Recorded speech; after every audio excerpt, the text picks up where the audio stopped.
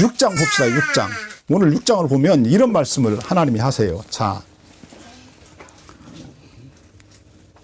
오라 우리가 여호와께로 돌아가자. 여기서 이제 고멜이 이스라엘이에요. 고멜이 이스라엘이고, 그 호세아가 하나님이야. 이제 비유야. 하나님과 이스라엘의 관계를 호세아 예언자와 고멜의 관계로 비유해서 말씀하신 거야. 하여튼 뭐 이렇게 그 호세아의 결혼 생활이 하나님과 이스라엘 백성들과의 삶이야. 이스라엘 백성들을 애굽에서 건져낸 이후에 지금까지 이스라엘 백성들과 하나님 사이에서 벌어진 이게 애정 관계야. 애정 관계, 사랑의 관계. 6장 1절 오라 우리가 여호와께로 돌아가자. 여호와께서 우리를 찢으셨으나 도로 낫게 하실 것이요 우리를 치셨으나 다시 싸매어 주실 것이라. 그러니까 이게 이스라엘 백성들을 하나님이 얼마나 많이 징계를 했어요. 징계를 했다니까. 이놈들이 자꾸 하나님을 버리니까 이웃 나라를 들어서 막 이스라엘 나라를 막 쥐팬 거지. 우리가 사사기만 봐도 얼마나 많은 외침에 의해서 이스라엘 백성들이 고생을 했어요. 우리가 사무엘서 공부해봤지만 블레셋 나라가 다윗 왕이 등장할 때까지 이스라엘 나라를 얼마나 많이 쥐패요. 이스라엘 백성들이 우상숭배에 빠질 때마다 와서 막 쥐패잖아. 엄청 맞았거든. 그런데 하나님이 그때마다 안 버리고 또 싸매주시고 또 싸매주시고 또 살 길을 열어주시고, 그래서 이스라엘 백성들이 숨을 쉬고 뭔가 좀 살만하면 또 바람을 피우는 거지. 고멜이 바람 피운 것처럼 또 하나님을 떠나서 또 이방신을 섬기고 공평과 정의를 버리고 어떻게 살아? 자기들의 욕심을 따라 사는 거야. 이웃에게 긍휼과 자비를 베풀잖아. 힘없는 사람은 보면 막 수탈을 해, 늑탈을 해.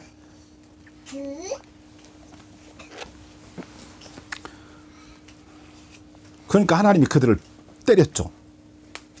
그런데 하나님이 그때마다 그들을 감싸주셨다는 거지.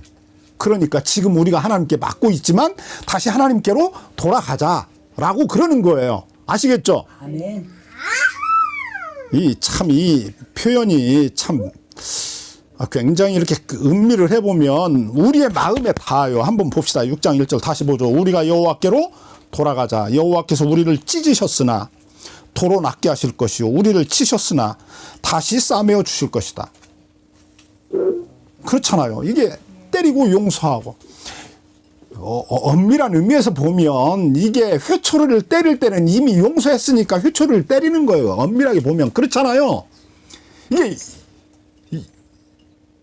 때리지 않는다는 말은 자식이 잘못된 길로 가고 있는데도 불구하고 그냥 자식을 내버려 둔다, 책망하지 않는다는 거는 버렸다는 거예요. 부모가 버렸다는 거잖아요. 자식이 잘못할 때, 아내가 곁길로 나갈 때 그 아내를 책망하는 것은 용서했으니까, 내가 너를 포기하지 않았으니까 그런 거죠. 그런 거야. 자, 2절 봅시다.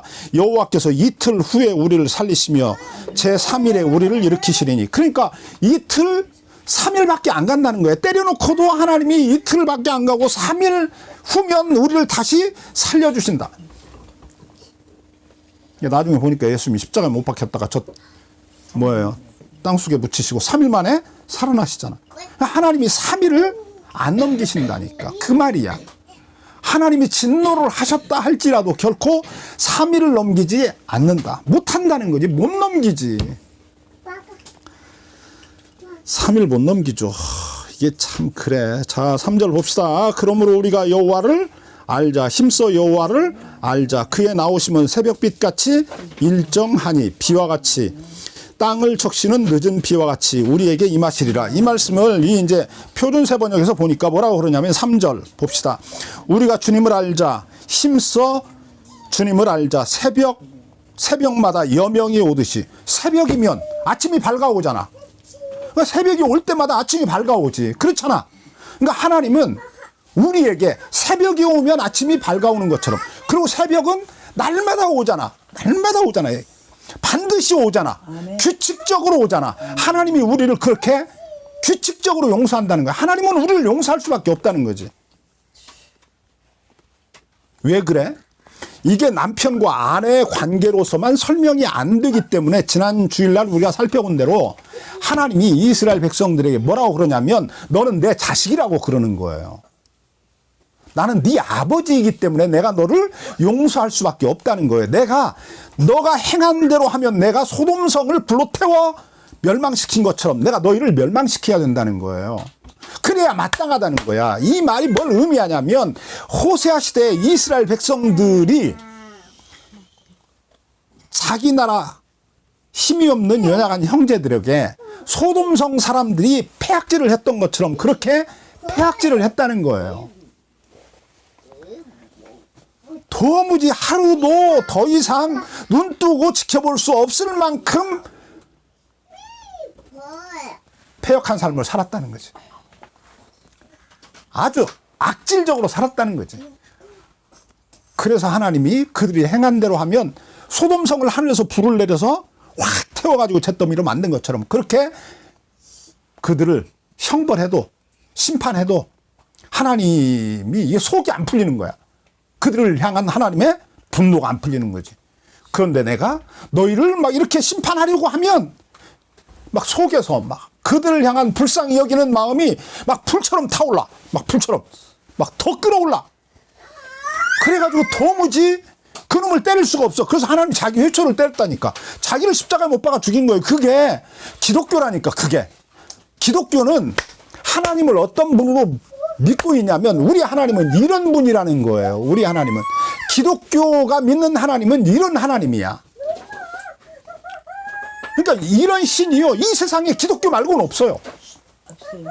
그 어떤 나라, 어떤 민족도 이런 신을 섬긴 적이 없어요. 이런 신이, 이런 신은 상상도 못 해내. 기독교만. 우리 하나님은 이런 하나님이라고 고백을 하는 거야. 그 하나님. 그 하나님께로 우리가 돌아가자라고 그러는 거야. 그러니까 이게 보세요. 자, 남편과 아내의 관계는 이게 세상에서요. 가장 내밀한 사랑? 내밀한 사랑? 세상에서 가장 뭐라고 해야 돼?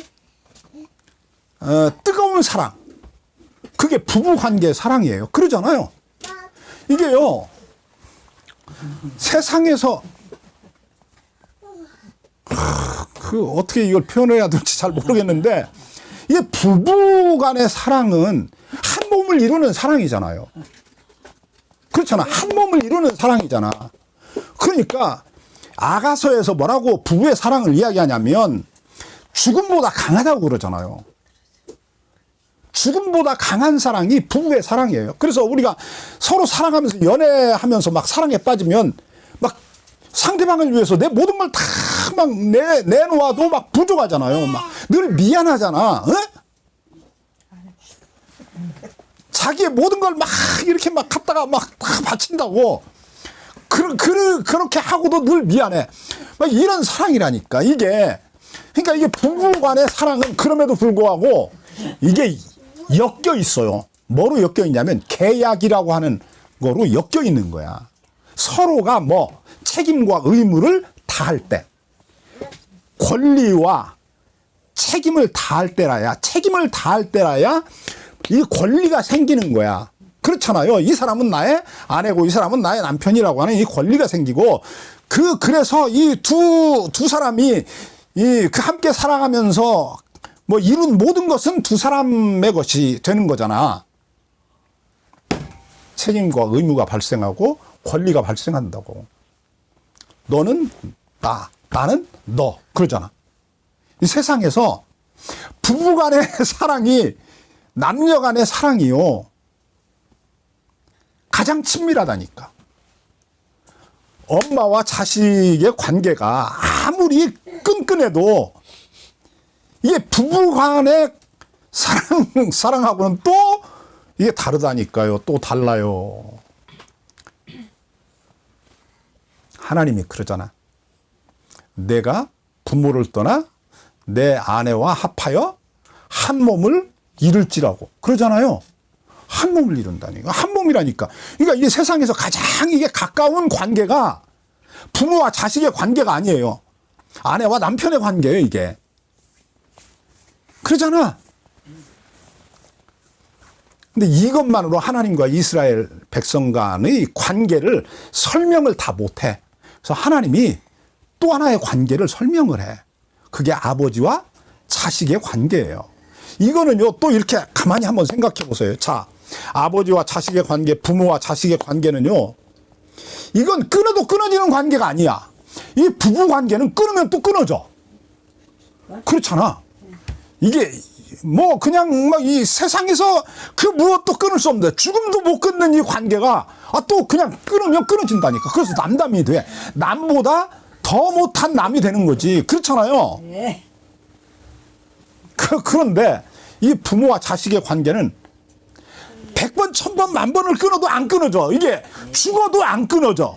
이게 부모와 자식의 관계라니까. 보세요, 여러분. 내가 부모가 이제 죽었어. 그럼 부모와 자식의 관계가 끊어지냐? 안 끊어져요. 이 자식이 아버지의 이름을 불리잖아요. 아버지의 피가 내 몸에 흘러요. 그 피가 내 자식에게로 간다니까. 이게 혈연이 안 끊어진다니까. 하나님과 이스라엘의 관계가 그렇다는 거예요. 내가 아무리 너와 나의 관계를 깨트리려고 해도 못 깨트린다는 거야. 이게 이제 하나님이 우리와 이런 관계를 가지고 있고 이런 사랑으로 우리를 사랑하니까 우리가 하나님께로 다시 돌아가자는 거야. 그러면 우리에게 뭐가 있냐? 소망이 있다는 거지. 이 이야기를 하는 거야. 호세아서가. 자, 우리 14장 가서 봅시다. 14장을 이제 오늘 끝을 냅시다.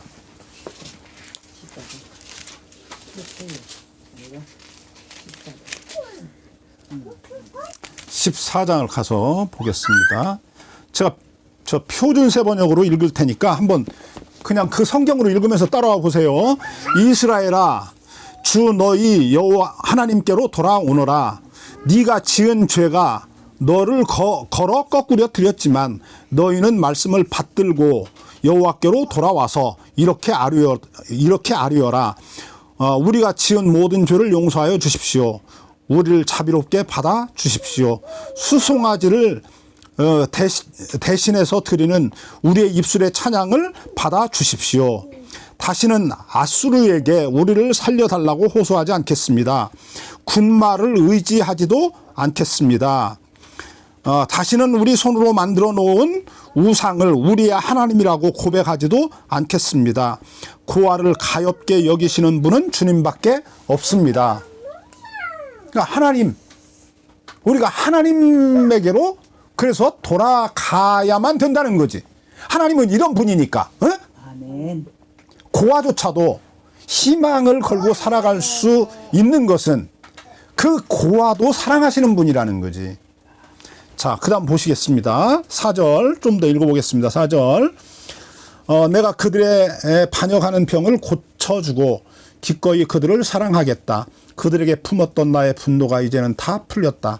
내가 이스라엘 위에 어떻게 내린다고 그래요? 이슬처럼 내린다고 그래요. 내가 이스라엘 위에 이슬처럼 내릴 것이니 이스라엘이 나리꽃처럼 피고 레바논의 백향목처럼 뿌리를 내릴 것이다. 그 나무에서 가지들이 새로 뻗고 올리브 나무처럼 아름다워지고 레바논의 백향목처럼 향기롭게 될 것이다. 그들이 다시 내 그늘 밑에 살면서 농사를 지어서 곡식을 거둘 것이다. 포도나무 꽃처럼 피고 레바논의 포도주처럼 유명해질 것이다. 에브라임이 고백할 것이다. 나는 이제 우상들과 아무 상관이 없습니다. 그러면 나는 그에게 응답할 것이다. 내가 너를 지켜주마. 나는 무성한 잣나무와 같으니 너는 필요한 생명의 열매를 나에게서 얻을 수 있을 것이다. 아멘. 아멘. 이게 무슨 이야기냐면 이제 내가 너에게 이슬처럼 내려서 내가 너에게 다시 꽃이 피고 새싹이 돋고 꽃이 피고 이렇게 나무 가지가 뻗어서 풍성한 열매를 많이 맺게 하겠다. 비록 너가 끝없이 나를 배반할지라도 그 말이에요. 그래도 내가 너를 끝까지 사랑해서 마침내 너에게 이슬처럼 내려서 네가 봄이 되면 우미 나고 새싹이 돋게 하고 꽃이 피고 열매를 맺고 가지를 이렇게 뻗쳐서 풍성한 열매를 맺어서 아름다운 나무가 되게 하겠다. 그래서 내가 너를 배불리 먹게 하겠다. 하나님이 이렇게 이야기하는 거예요. 그러니까 우리 하나님이 이런 분이니까 어떻게 하자? 하나님께로 돌아가자는 거예요.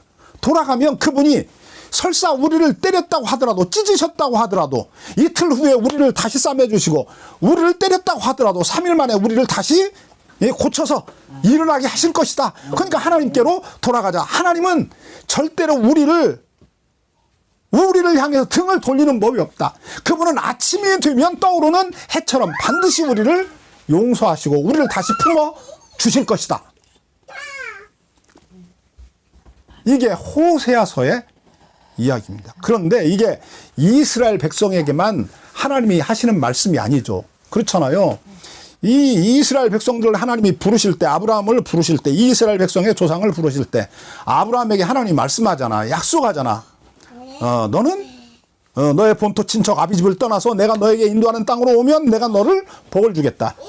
그 이유가 뭐냐? 내가 너를 통해서 천하 모든 만민을 복 주겠다. 그러잖아요.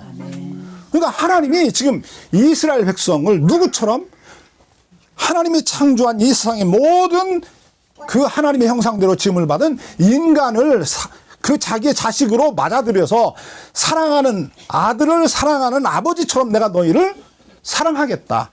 그러니까 이스라엘은 하나님의 장자예요. 장자. 하나님의 장자야. 모든 이 땅에 살고 있는 모든 사람들의 장자가 이스라엘이야. 내가 그를 사랑하는 것은 모든 사람을 다 사랑하는 거예요.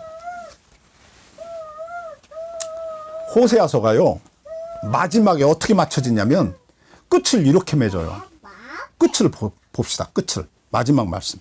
자, 이게 아주 놀랍죠. 9절 말씀 보겠습니다.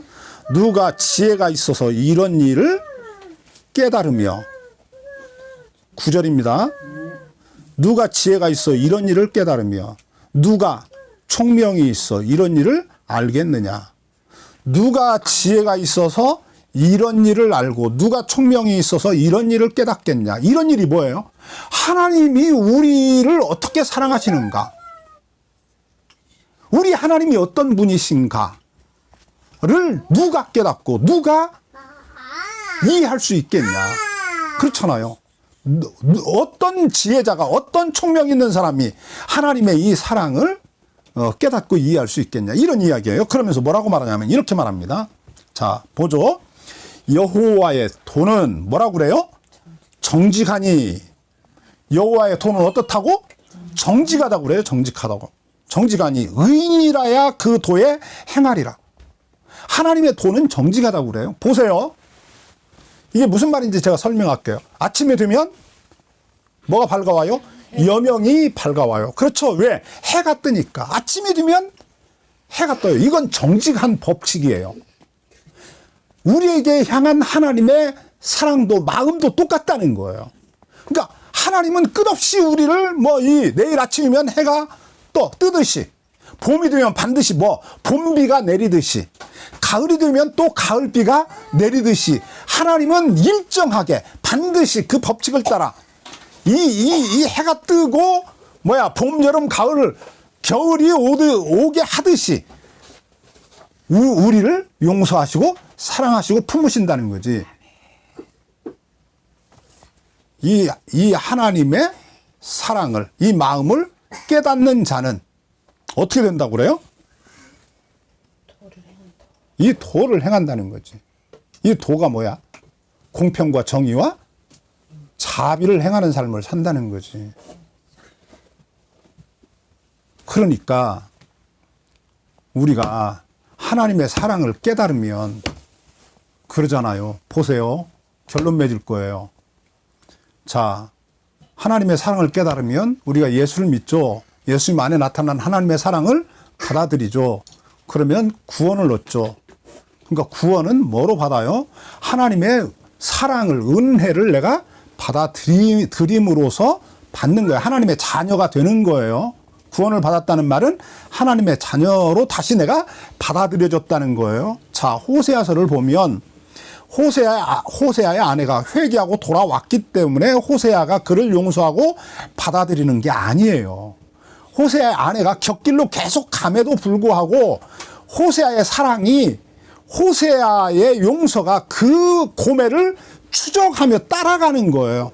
그리고 끝없이 그를 끌어안는 거예요. 그래서 마침내 그 호세아의 아내가 호세아의 품에 안겼다는 거예요. 마침내 자식이 끝없이 부모의 말씀을 벗어나서 끝없이 곁길로 가다가 마침내 부모에게로 돌아오는 거예요. 누구처럼? 탕자처럼 돌아왔다는 거지. 돌아왔다는 거예요.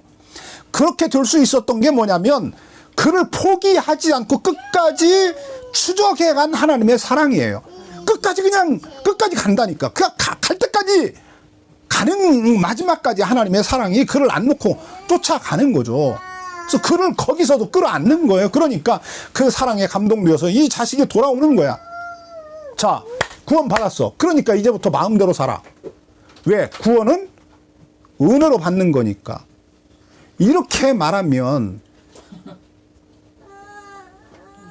이 자식은 진짜 나쁜 놈이지. 그렇잖아요.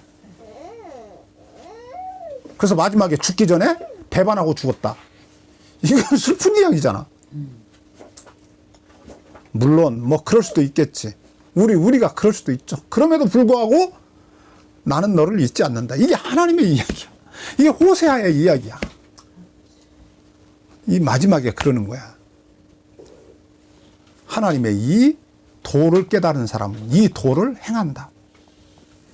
그러니까 우리가 정말 하나님을 믿는다면 하나님의 자식답게 살아야죠. 우리를 하나님이 부르신 이유는 네 마음대로 끝까지 살아라. 못된 자식으로 살아라. 막 폐악질하며 살아라. 온 동네 사람들 막 고통 주며 살아라. 이렇게 하려고 부른 게 아니잖아요. 아버지의 사랑에, 이 남편의 사랑에 감복해서 이전보다 더 나은 자식으로, 더 아름다운 아내로 새로운 삶을 살아가게 하려고 사랑하는 거잖아요. 목적이 있잖아. 목표가 있잖아. 우리를 부르신 하나님의 소망이 있잖아. 그 소망에 걸맞는 삶을 살아가야 되지 않겠냐, 이러면서 이게 끝나는 거예요. 호세아서가. 아멘. 그러니까 자꾸 뭐로만, 제사 드리는 것으로만 우리가 하나님을 사랑해요 라고 말하지 말라는 거예요. 공평과 정의를 행하고 자비를 행하라는 거야. 누구처럼? 네 아버지처럼. 너를 용서하고 사랑한 아버지처럼. 기도하겠습니다.